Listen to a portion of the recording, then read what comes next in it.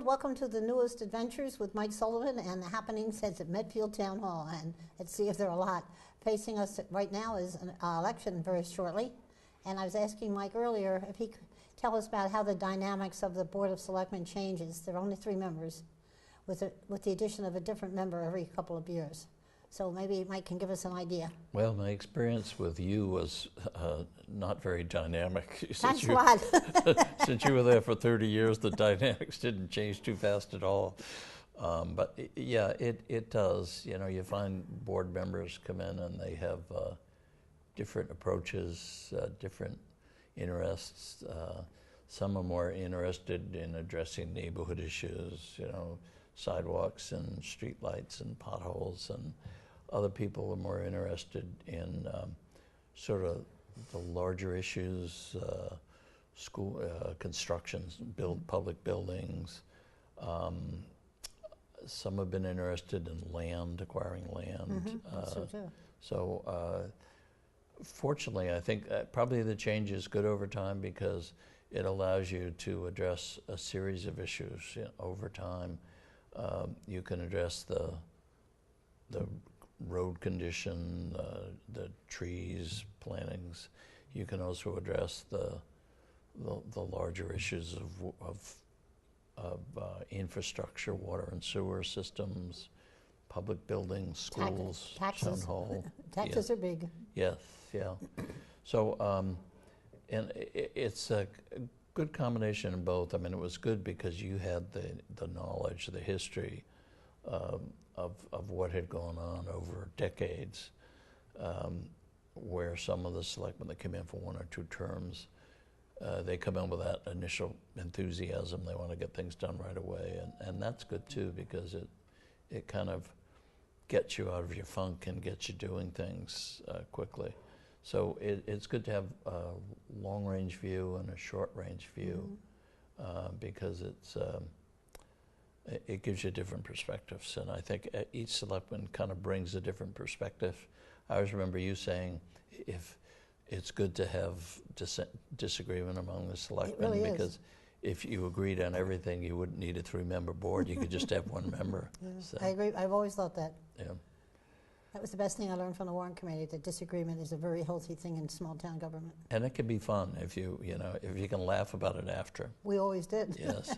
That's what I think is the difference between local politics and what's going on at the national level today. They don't seem to be able to laugh about it. You know, they get too serious and it gets nasty. You know, Yes, politics in Medfield, I think we've been very lucky. It never really got, only 1 or 2 occasions I think got really nasty. And There've been a few. yeah, but by and large, people just, you know, they'll argue, they'll disagree, and then they'll go out for a beer after. So it's kind of a healthy thing. I think. miss that. Yes. That was really good after a meeting because it always was hard for me to unwind after a meeting. Yes. I can't just go home and go to bed. So I'd pick up, if I did, I'd go home and pick up a book and read myself to sleep. Yes. But going out for a beer was great, and then we were very careful. We never talked about anything we were going to be voting on later, so we were really careful about it. And you felt comfortable with the people you were dealing with because you'd got to know the other side of them, aside from sitting across the table from the meeting. So I think it was a good thing. So. But it's amazing how the length of the meeting changes with who's on. Yes. I remember when I first came, of course, you were a reporter way back when. 100 years ago, yep. And the meetings used to go till 11:30 at night. Sometimes later. Yes, and I remember Joe Marchionette, who was on the board when I was first hired. He used to send out for pizza, and a couple of times the meetings went so late that the pizza places had closed down by the time he called in the order. But fortunately, the meetings have shortened up quite a bit by then, and it was. Of course, back then it was fast and furious. I remember at one time we had 28 subdivisions in one stage or another of either beginning, under construction, or near completion at one time. And you know, people think that things are hopping now, but if you put 28 subdivisions, and you had all kinds of problems. We used to get calls about dust and noise and cutting trees down and everything else. So, it's it's good. I think television has, and having the meetings on cable has its advantages and disadvantages. Sometimes I think it discourages people from really saying what they feel. I agree. Sometimes I think it encourages a few people to grandstand. Not for the most part, I don't think we've had too much of that, but you do get a little grandstanding. But overall, I think it's a good thing. I really do. I think it's good that people have a little sense of what's going on in the town that they didn't have before. I remember when you mentioned my writing for the paper. I remember one meeting went till a little after 2 in the morning, and my copy was picked up at 4, and I had to have it typed. And this was before we had spell check. We had nothing. It was on my old-fashioned typewriter, and I had to have it typed and checked. And God knows. It was like cramming for exams. Oh my in God! school, And then get wasn't across it? the street and put it in the mailbox and hope that the guy from the paper didn't come and pick it up any sooner. Oh my Lord! Oh, a little stress every once in a while is always good. But I'd finish, and then I have to get ready to get my 6 kids up and go to school. So I remember some of those nights. It's not very pleasant. Well, they probably could handle the breakfast for themselves if you. Well, if I you was let there. them, yes, Then I hit the sack after they went to school. I have to admit. Well, somehow you survive it. I guess that's why they say you should have kids when you're young. Maybe. You could never deal with them as you get older, so it's tough. So what big issues are we facing today? Well, right now we're getting ready for the elections. As you know, Richard DeSorga's not running for re-election, and Mike Marcucci is the only one that took out papers. He's currently chairman of the warrant committee, so it looks like he'll be our new selectman. The only contested race this year is for the 5-year seat on the planning board. There are 2 seats up, one a 3-year and a 5-year. That's the 5-year that's being contested. Are there any that have no applicants at all? Any seat that nobody has taken out papers for? I don't think so. I think they managed to, they were worried about the assessor, and someone took out papers for assessor. I don't know whether the housing authority was up this year or not. Not sure. Know either. But I think there's at least someone took out papers for every office. So. I was thinking back to one term, I thought I was unopposed. And one Monday I morning, remember Lauren that. Harrington called me from the Dale Street School. She was one of my favorite teachers of all time. She still lives here in Medfield. She's a dynamite. But she called me at home before I go into work, and she said, I thought you weren't opposed. And I said, well, I said, I thought I am. And she said, oh, no. She said, they're walking up and down the street holding signs. And it was a write-in. Yes, People got together over the weekend, and they had address labels printed up. And I almost lost that election. It was close because I had no idea. I had no campaign committee. I hadn't made any phone calls, no emails. Right, there was a sneak attack. I hate the sneak attack, so I hope nobody does that this year. No, I don't think so. I hope not. We're a better town than that, I think. Fine to run against somebody. I'm not complaining about that at all. And I think the issue is, there's disagreement on stuff, but it isn't vindictive. I know we've had a few times. I remember when we had the school construction issue that got real nasty, and they wanted to impeach the selectmen because you would call for a second override election. Yeah. But I don't think there's anything like that going on this year. So I hope not. it's things have gotten more civil. I don't know whether it's people are busier and they just don't have the time, or they sort of have some trust in local officials. And some sense of ethics themselves, I hope. Yes, yeah. I think it's, what impresses me is that as I've seen a lot of people move within the town. They want to stay in Medfield. I've seen people that for job transfers go away, and when they come back to the area, they move back to Medfield. There's something about the town that people do like. And I think, the last few years, we have, probably by luck more than anything, but we've got a viable downtown. Main Street, a lot of people have fixed up their houses, and it's really beautiful when you come in the center. Very impressed. People that have never been here are very impressed with the beauty of the town, starting with Main Street. But we have, Brothers Market has come in. We've got a couple of new restaurants that have come in.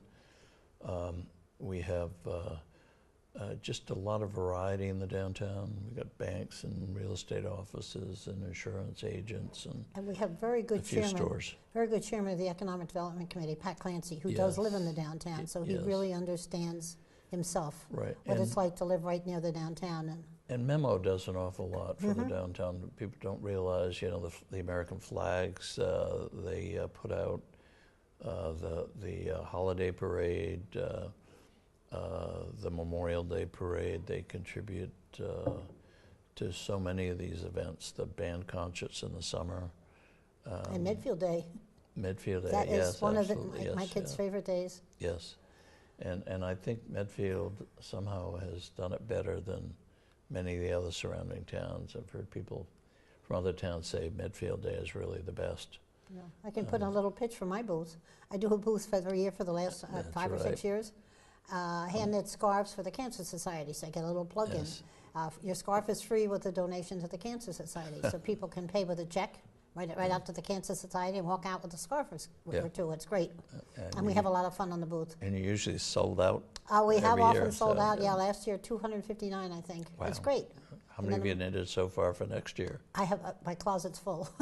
Wow. I don't count them. I just put them in the bags. Good. I sort them by style and put them in the bag. But it's a great project, and it's good for people like me to do. Yeah, I think fun. if you ever tried to calculate how many knits and pearls you've done over the years, it'd be up in the tens of millions at least. More than you have, anyway. More than I, yes. But your mother was a knitter. My mother was a knitter and a hooker. She she Jeepers. hooked. I hope they don't edit that out, Mike. Sorry, Mom. She hooked rugs, and she braided rugs. Talk about open mouth and short foot.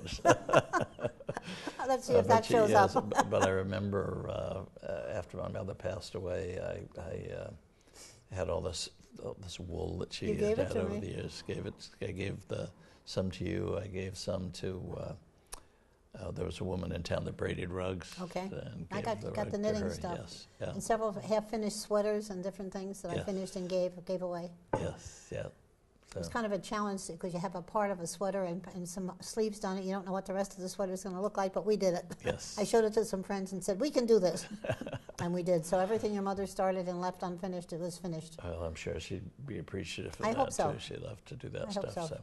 Yeah. She's a good woman. And her sons weren't too bad either. Well, I'm not sure. I don't know if my parents would agree with that, but they tried. They did. But Medfield Day is a great thing. It is, yeah.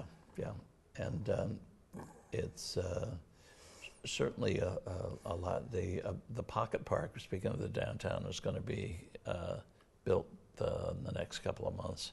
I think as soon as the weather breaks, the highway department is going to go in and help out. They've already done quite a bit to putting the underground water connections in that end. So, but they're hoping to do that in about 2 months, so they can get the plannings in and establish this summer. Good. So, and then, of course, the new restaurant next to Town Hall. Everybody's wondering what's the deadline on that, and they are coming in for their liquor license next week. And but they seem to be, they've started to put the stone wall at the rear of the property between the two Town Hall parking lots back there. It's really come along. The building's starting to look very attractive. You know, at one time there I thought the building was going to fall over. I'd love to know what the cost was. I'm sure David McCready doesn't want to know what the cost is. He probably is still in a state of shock. But every time I go to Town Hall for a meeting and see that house up like this, and oh my God, I was amazed what people could do that. Yes, yeah.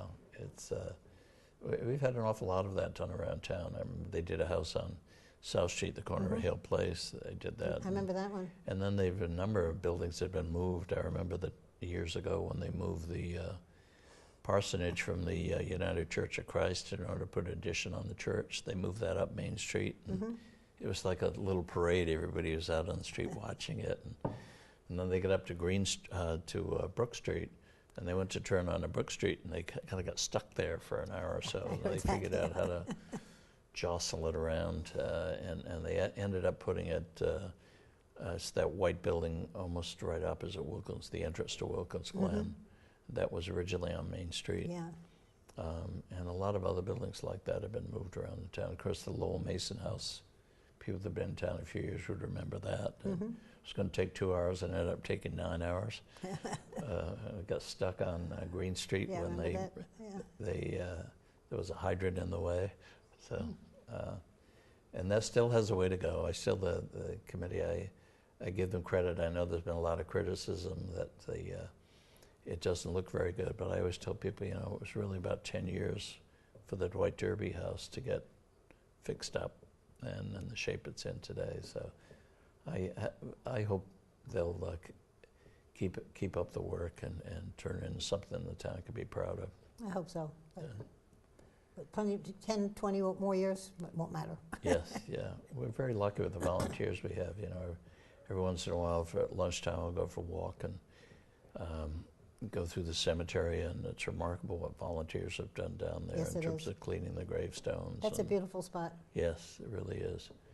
And it's really a piece of history in the town. As their newsletter says, it's the first original artwork in the town with the gravestone carvings. I didn't know that. Yeah, so. I think that's what's very nice about Medfield is the number of people who do contribute to the community, whether it's through sport, athletic programs, arts, music programs. Sure. Working in the cemetery, volunteering up at the state hospital. I know you were up there for a number of years when the state hospital was open. In fact, I'm being interviewed on Saturday by a young girl from Shrewsbury who's doing a study on Medfield State Hospital. Yeah. And she's coming over and we're going to discuss. She talked to John Thompson, and she wanted to know who else she could talk to about what was happening down there, and he suggested me, so she gave me a call. And I'm sure by the time you get done talking to her, she'll have enough for 3 term papers. So. Well, because I volunteered there for so long, and I knew so many of the patients, and then I became involved with some of the parents. Yeah. Remember when they wanted to put the overflow of the county jail up there? Were you in the town when that happened? I thought you were. Oh, yeah. I thought you were. And they did have a small prison Yes, we program did. up there for a number of Yes, years. did. But we fought it with the help of a lot of the parents. We all got involved. It was great. Yeah.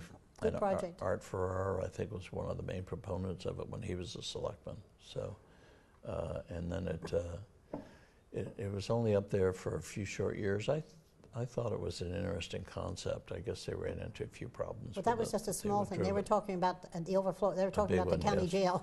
Right, which would have been very, very different. That's the one that's now in the median strip of 128. That's right. Bill Mann was our police chief at the time, and he was really upset. Yes. And he called me, and we talked about it. He said that would be taking 2 disenfranchised members of the types of people in the community and putting them together.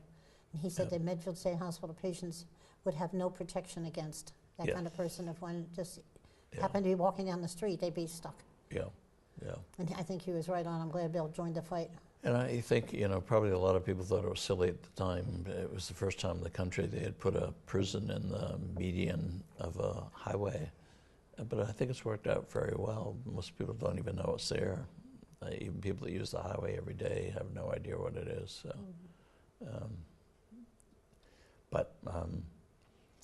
it's, of course, we're still trying to wrestle with the idea of what's going to happen with the state hospital.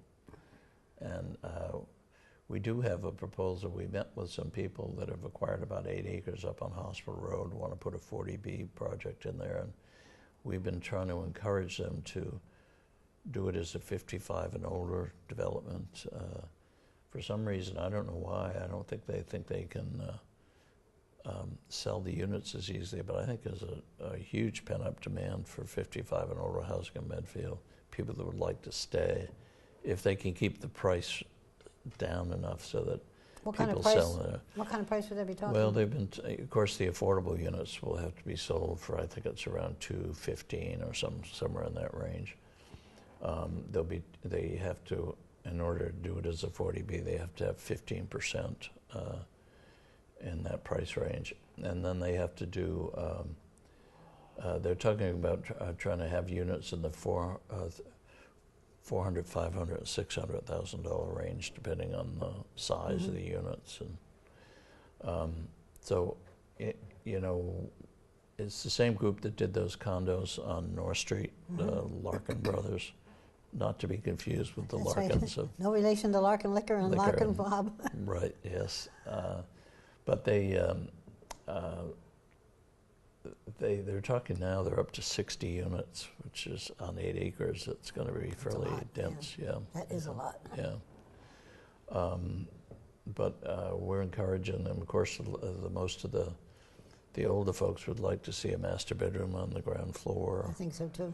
And really don't want a lot of bedrooms, maybe one extra bedroom. But they seem to be pushing to put 3 and 4 bedrooms, and we're trying to talk them into, doing 2 or 3 rather than getting into the 4 bedrooms. 4 bedrooms, most people whose children are growing up don't want that many bedrooms in a house. That's just more space to clean.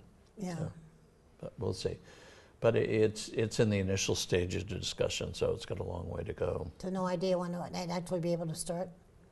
No, usually they have to go through a complicated process with town boards, with the state. They have to get site approval, they have to get financial approval, they have to get their program approval, whatever type of program they're going for.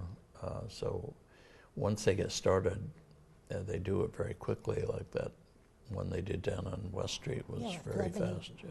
I'm on the Affordable Housing Committee, so we've been involved in a couple. Yes, yeah. We do have a unit coming up in Allendale, by the way, and we're going to be getting publicity. There'll be a lottery on that. Unfortunately, the lottery is conducted by the state, so it'll be open statewide, so it'll be difficult, although in the past they've had trouble finding people who could qualify, had low enough income to qualify, but high enough income to buy it. And it's can be very hard, yeah. So, but we have, I think, 120 days to complete the sale, so it'll be moving fairly quickly. I remember when we built that project and we had the lottery for the first houses. Yes. I still remember that. Yeah. It was all by lottery, and we sat there and none of us wanted to pull the numbers out of the hat. It was very sad. It was sad. It was happy but sad. Yes, yeah. And very now sad. A lot of the kids that went in there initially are all grown up and have families of their own. That's must be at least 20 years on the development. So it is surprising the number of families that have stayed there, though, and they're still there 20 years later. So. It's a pretty good deal. Yes, it was a very good deal.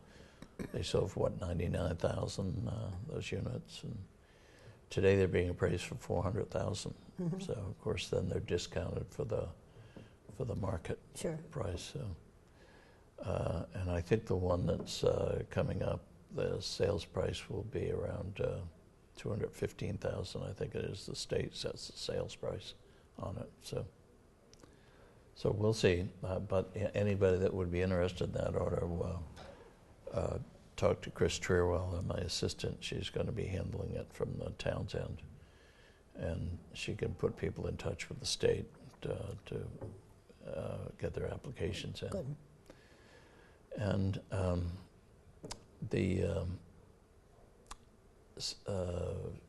we're just about complete on the solar facility at the treatment plant. They're hoping to have a dedication of that in April, and hopefully we'll have lots of sunny days to start generating electricity for it to keep our electric bills down. And the public safety building is coming along quite well. I think people are, I know there's still some shock at the size of it, but I think once they took the plastic wrapping off there, it did scale it down a bit. And I think once they get the landscaping in, it'll seem more reasonable. Still expected to open in October? Or? I think so, yeah. I think they're still keeping on schedule and for an October completion. Of course, they had a pretty good winter to work with compared to the past couple of winters. And they seem to be a good contractor. The contractor, the architect, the project manager, the building committee, the chiefs, they all get along, work well together. Good. So it's been very smooth in that regard. I'll be glad when they move in. I think that's going to be great. Yes, yeah. I said to the police chief, I was talking to him the other day, and I said, it's kind of more fun during the building phase because it's always something new every time you go in there. And then all of a sudden they turn the building over to you and they say, oh, what do I do now? I got to run this place. Yeah. There's so many things you have to learn, HVAC systems and security systems. And just where everything goes. It's quite a task the first year or two to get the hang of it. So, but we're lucky we have two good chiefs, and Bill and Bob, and I'm sure they'll get it up and running. They're not only good chiefs, they're fellow graduates of Medfield High School. That's right. Same class. And they both ride Harley, so. Yep, I know. I laughed. I said one time, what did I do to deserve being town administrator in town where, because Paul Reuter at the time had a Harley, and the police chief and the fire chief both had Harleys. So and here you go. How did this ever happen? Just lucky. Especially in Medfield, who would have expected all these Harley people? That's part of the surprise of Medfield, I guess. So, mm-hmm. I think it's nifty to have people that grew up in Medfield helping to run it, because the two chiefs, Mark Fisher is not just grew up here, but he's 11th generation. It's always been here. Yes. And how many other towns would have that kind of longevity in a family? Yes, you can really. He's has the #1 claim to being in town. His family Absolutely. goes back to 1649. I think he's Medfield history yes, himself, all by himself. But it's also good to have, new people come in Sure. with new ideas from other parts of the country or other parts of the state. No question about it. And I didn't grow up here either, nor did you. No. And but people seem to fit in. They get along for the most part, and it's kind of fun. Mm-hmm. As you found out, you'll even lost your Philadelphia accent. So. Well, I told you I thought I had, and then when we were building at the senior center, one of the selectmen from Needham called me, and he said he had some questions about the center. Did I have a few minutes? And he was calling me at the office, and I said, sure.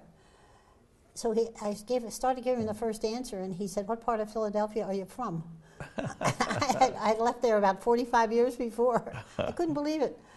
And I went to college there, so he knew the accent, I guess. He picked something up. I don't know what wording it was that he picked up. I suppose every area has a few key words that you'd notice. I always used to remember they would say route instead of route down there. New Yorkers say route. Roof instead of roof. My husband said bag, golf bag. Yes, yeah.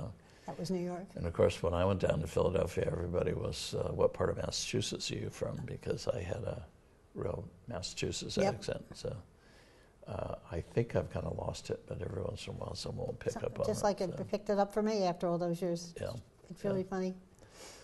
But the town meeting has 43 articles this year.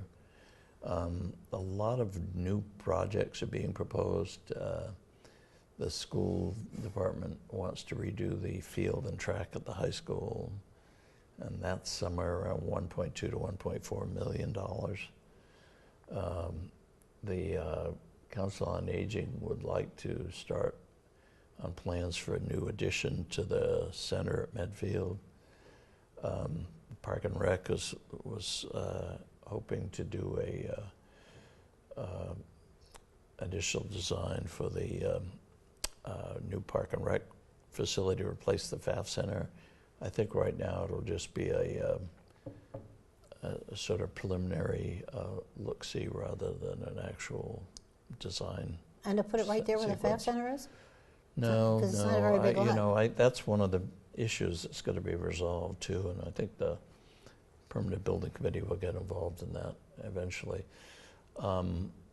Park and Rec would like to go up to McCarthy Park or the State Hospital, the 37 acres up at the State Hospital, what most people think of as a sledding hill. Mm-hmm.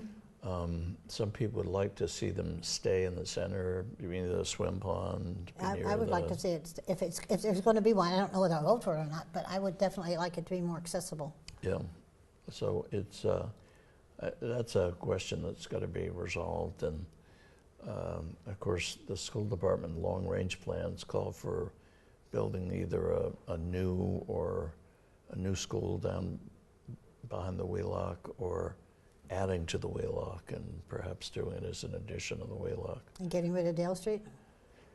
Getting rid of Dale Street, and the idea was that Dale Street then might become suitable as a Park and Rec building.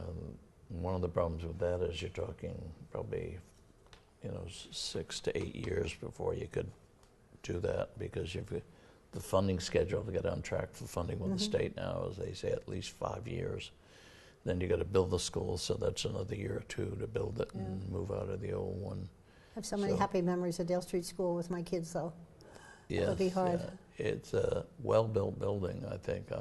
I was surprised when they said the classrooms are too small, and I realized it isn't totally handicapped accessible. There are issues there, but it's an attractive, well-designed building, and I was hoping they could complete the original design of the building. That's what I would like. It had another wing similar to the Adams Street side of the building. There was a duplicate wing on that, so that the portico would have been the center of the building, and there would have been a wing out on each side. I like keeping at least 2 schools on one side and then 3 on the other, rather than having 4 schools on one side and only 1 on the north side. Well, some people have suggested too, why do we need a school for each 2 grades? Maybe it would be good to have 4 grades in one school. So then you don't have to have 2 principals and 2 vice principals. That's right too. You know, so it would achieve some savings on the administrative side. So, but I'm not on the school committee, and, Nor am I. and I don't have to make those decisions. I'll leave those decisions up to others. But there are 2 people running that are currently on it, but they're running for re-election, correct? The 2, yeah. Tim Chris Morrison Bonfatti and Tim Chris Bonfatti, Morrison, yeah, both very good contributing members, I think so. And they get along well with each other. I think the school committee's working well together, and the new superintendent and director of finance and operations seem to be working out well. So I think one of the best moves we've made was putting the school department administrative offices in the town hall. That was a great move. Yes. Of course, in truth, we did it because we figured that was the only way to get the money to renovate the town hall. I remember. If everybody that was interested in schools wanted space for the school administrative offices, because at the time the school enrollment kept going up, and they kept getting kicked around from the Dale Street to the high school, and so by creating an extra floor in the town hall and putting them in that, we were able to get the funding to do the town hall renovations, which we probably wouldn't have gotten otherwise. So, but I think maybe for the wrong reasons, it worked out right for the wrong reasons. So. Communication is so much better. Yes, yeah. And of course, it worked. It was very helpful when we got hacked. And of course, now everybody's getting hacked. It's strange to pick up the paper every day and understand the gas station, that mobile station in Dover got hacked with the pumps. Somebody slipped a card reader in there. I understand the Cumberland Farms ATM in Walpole got hacked. There was a gas station in Westwood that got hacked.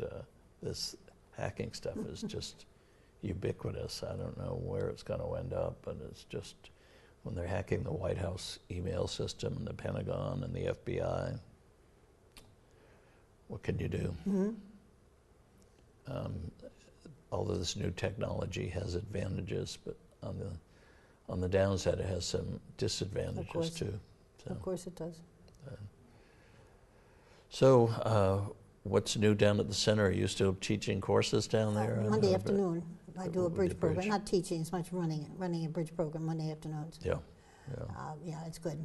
They have quite a full program. I got talked into going to the St. Patrick's dinner. I guess with a name like mine, I suppose I should go to a corned beef and cabbage dinner once a year. Yeah, I didn't sign up. But now Roberta talked me into going down to peel potatoes on Friday afternoon.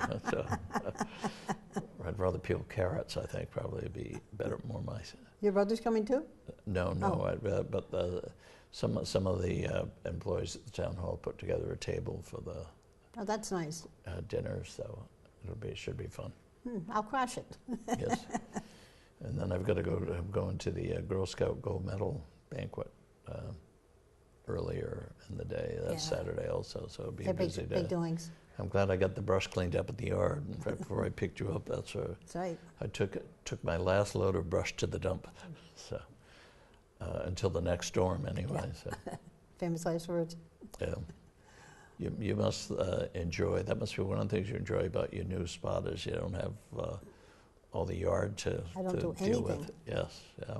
It's not a condo, as you know, but we pay single-family houses, but we have a homeowners Association. association. We pay a maintenance contact, Yeah. and they shovel and they plow and they mow and they do everything. It's great. So when it snows, you can just look out the window and enjoy it. Huh? See, isn't that beautiful? And they're quick. I'm amazed how quick they are. Yeah. Taking care of it. It's great. Yeah. Who does it? Is the local contractor? It goes out to bid each year. Oh, okay. A year or two. Goes Yeah. out to bid. Yeah. How do you like living down there? Do you? I like it a lot. I love the neighbors. The neighbors are great. Yeah. I like being able to walk to town, which I could before with my old house, of course. Yeah. I like the convenience of it. Yeah. It was a good move for me. It's the right time. And a one-floor house is great. 2 bedrooms. I have a full basement, which I don't use, but I could. Yeah, that's what I'm hoping we can do up on, if we do have a 40B going up on Hospital Road, Mhm. that it would be nice to get housing like that. Some of them at one floor, at least some of them on one floor. I've seen so many people leaving for Franklin or Norfolk, or even I was talking to a couple lately, they're moving to Mansfield. They couldn't find anything that they liked in the immediate area. And so it would be nice to have some different housing types for older empty nesters, as they call us, I guess, who want to stay in Medfield. So But they won't be rentals, they'll be purchased, correct? they'll be purchased, yeah. So So we get some tax money too. we get some tax money. The disadvantage is you only get credit for 25% of the units in your 40B count, Right. as opposed to the park where we get credit for every unit because it was an apartment complex. So. But, you know, we have to plug along. I know many people don't like the 40B developments, but it's a fact of life, and it's a fact we have to deal with. And the sooner we can get to our 10%, the less likely we are to be held under threat of, well, if you don't let me do what I want to do, I'll do a 40B, Yeah. which is unfortunate situation, I think. But it's always something you have to keep in the back of your mind. If you turn Yes. something down, Yeah. look what might happen. Yeah, and people don't realize we have 6 40B projects already in town. There's Wilkins and Tilden, there's Allendale, Turtle Brook, there's the park now on West Street. We're about 7%. You have to have 10% to be exempt from the 40B zoning overturns. But we're getting there. And yeah, we're getting there, yeah, slowly but surely. And the park didn't turn out to be as bad as we feared it might be. No, it's more attractive than I thought it would be. Yes, yeah. But, you know, there are some towns where they've been really putting in appropriate places. So buy a couple of acres to the end of a cul-de-sac and There you go. put it in the middle of a single-family neighborhood. And people say, how could you let that happen? Because we didn't have our 10%. You can't stop it. And if people want to fight the 40Bs, then if they get a 40B in their neighborhood and they say, why didn't you stop it?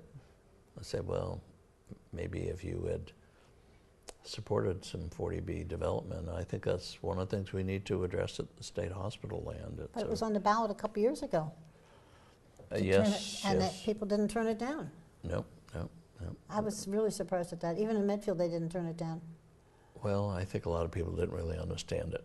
You know, That could be. A lot of people go and vote and they haven't read the ballot questions and they don't really know what they're about, and they get in there and they just, and sometimes these questions are worded in a way that makes them sound, you know, well, I should vote no on that, and when you vote no, you're really voting yes. You know, it can Okay. be, there is a little gimmickry that goes into the construction of some of these ballot questions that people need to be somewhat better informed. They should be. And when they get those booklets from the Secretary of State, they shouldn't just throw them away. They might turn off their TVs or shut off their cell phones for a bit and read them, and they might have a better understanding of what they're voting for when they go to the polls.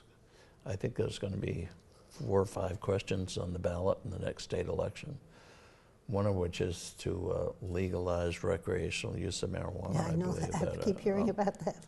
Although I guess I'm not sure whether the legislature, whether that's going on or not. I think it depends on whether the legislature does something. But I'm very much opposed to that. But you know, Never tried it. I think people will vote for it in Medfield. Even, they might. You know, they even though the police chief, the superintendent of schools, the outreach worker, everybody urging people to vote against it. The big money's pouring in, and of course a lot of people who grew up on marijuana in college, a lot of the younger generations, and they think, what's the problem? It's no worse than beer or booze. So, well, every generation has its own thing, I guess. Yes, yeah, unfortunately, you know, you see all this opioid crisis that's all they seem to talk about on the news, like that in the presidential election, but it is sad when they say, what, four people a day die of opioid abuse. And, but those are the types of questions that are going to be on. I think there may be a ballot question about public records and law, although the legislature is trying to address that in order to keep it off the ballot too. So it's interesting times, I think. You know, everything seems to be going full steam ahead these days. And I said, well, I guess that's people think we're coming out of the recession. Every time you come out of the recession, it seems like all hell breaks loose and everybody's trying to get things done right away. We see, you know, you go into Boston now and it's like Crane City. It's almost as bad as when they were building the Central Artery, or whatever they call it, Southeast Expressway. But soon you'll have a new selectman to deal with. See how that works out. Yes, yeah. That will be see how interesting. That works out. Yeah, and I think it'll be a little different in personality than Richard. But he's good. You know, he has that experience from being chairman of the warrant committee. That's dynamite experience. Yes, yeah. I remember when I became a selectman, I had no idea how little the selectmen actually knew about the details in the budgets. Yeah. I was a little embarrassed that they knew so little compared. Well, but one of the troubles I figured out later was that they meet on Tuesday nights, so even if a selectman wanted to go to a warrant committee meeting, they rarely can, because they usually hit the same night. Yeah. I think that came about, my opinion, as a result of Proposition 2.5. When Proposition 2.5 came in, the selectmen, I think people used to run for the selectman's office to try to get things done for the town. When Proposition 2.5 came in, it sort of turned, and it was, how do we live with this? How do we balance the budget every year? And which is a good thing. I mean, I wish the federal and state government would have a little more concern for that. But I think the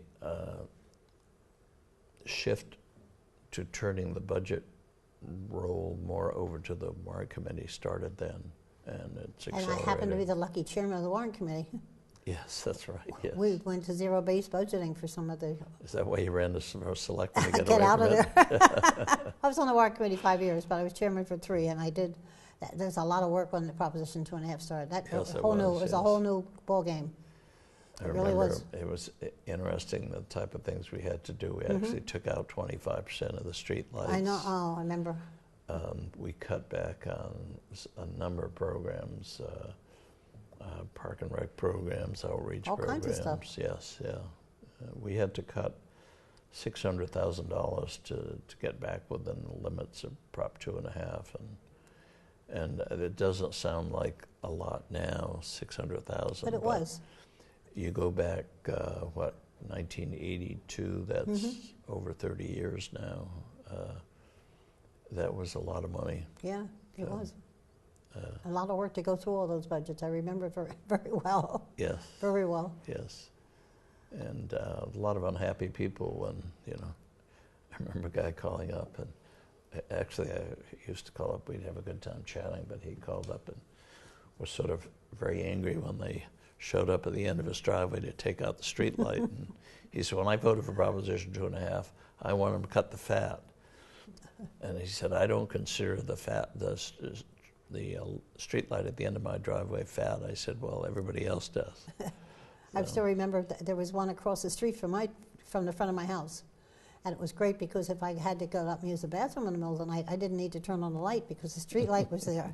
And they took out that darn light. So I went to the warrant committee the next meeting and said, boy, now I can't see when I go to the bathroom. And then Andy Ebert said, well, you could move your bathroom indoors, Ann, instead of out in the backyard. Oh, God. Oh, yeah, he was a good egg. Yeah, he was a good egg. Yeah. Well, anything else for us this week? Oh, I don't know. I think we probably exceeded our time by a long Okay. shot, so they may have to do a double session on this one. Well, so, we'll do it but again in a couple of weeks. Sure. And Always looking see how forward to things it. go with your new selectmen and town meeting. That's right. Yeah, we'll be Ready. getting down to the wire by then. Yes, we will be. So, Okay, well, thank you, Mike. thank you.